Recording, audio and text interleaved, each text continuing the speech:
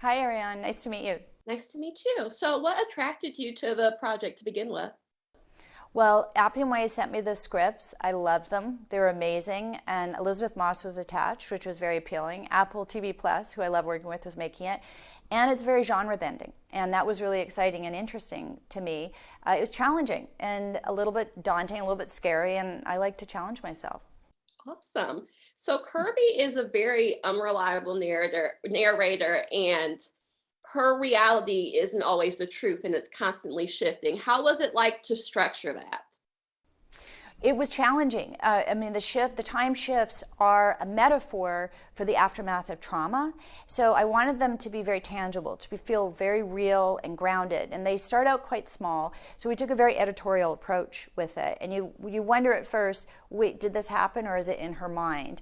And then as they grow and as they evolve, they get more and more complicated. But still, they take a very simplistic approach. There's not a lot of CGI until much later when things get pretty big involved. And hopefully that makes it very real and tangible for the audience.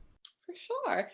So, the show is mostly set in the 90s, and usually with period pieces, it's very heavy handed with the cultural references. Why did Mhm. you guys decide to be a bit more subtle with it?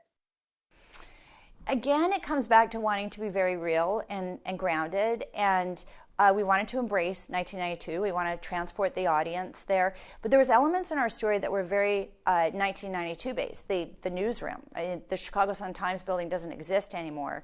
And we recreated that newsroom from that day, and that was really exciting. The flood in 1992 shut down Chicago. We recreated a piece of the flood. We went into the tunnels underground that it was in. So we were embracing the real grounded part of Chicago, and we could have dove more into different parts of things going on in Chicago at the time, but these are what our story focused on, and we were focusing on the journalistic aspect of what was happening in Chicago.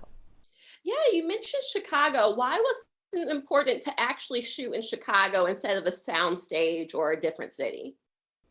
If you can shoot in the real place where a story takes place, it's always better than anything because you have the feel and the essence and the nuance, the smell of the real place. And you can't recreate that as well ever on a soundstage. There's amazing things done on sound stages, but if you have, in my opinion, if you get to go to the real place, there's just wonderful things that are evolved that come into the project that are amazing.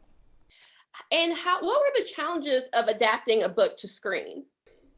Well, Silke Louisa did that, and she did an awesome job. The book is told from both Kirby and Harper's point of view, and Silke Louisa, when she adapted it, the book, she chose to tell most of it from Kirby's point of view, and I thought that was a really interesting take. She created the time shifts, and so she did an amazing job in adapting it. And I know that Lauren Beukes loves it. She's really happy for it, but I can't take any credit for that. That's Silke Louisa who did that.